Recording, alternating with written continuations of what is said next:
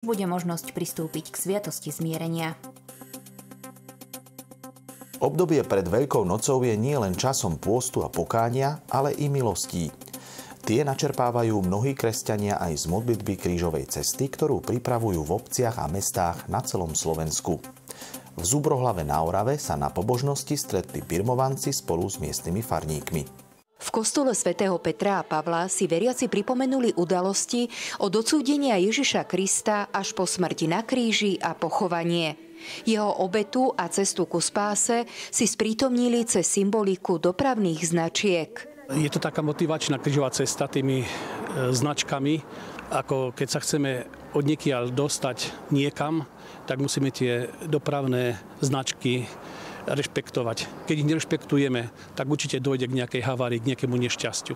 Tak je to aj v našom živote, že musíme sa riadiť tými Božími prikázaniami, žiť podľa evanjelia, aby sme išli tou správnou cestou. Aj takéto prikázania nám ukazujú, ako sa môžeme dostať do neba.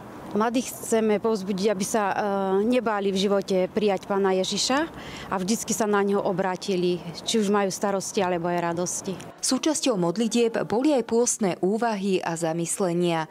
Tie predniesli mladí ľudia. Myslím si, že dopravné značky sú dôležité nielen na cestách, ale aj v živote, aby nám ukázali cestu k Pánu Bohu. A najdôležitejšie prikázanie je miluj svojho bližného ako seba samého. Nemali by sme sa vzdávať a aj keď spadneme, tak by sme mali vstať a oľutovať svoje hriechy. My sme sa dnes modlili za rodičov a bolo to vlastne o tom, že keď naši rodičia majú nejaké problémy, máme im pomôcť, pretože oni by nám tiež pomohli v tých najťažších situáciách. Ja som si uvedomila, že do neba vedie úzka cesta a každý nesieme svoj kríž a Ježiš nám hovorí, aby sme ho niesli s láskou.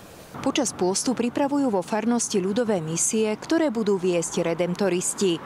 Pre televíziu Lux Monika Huráková.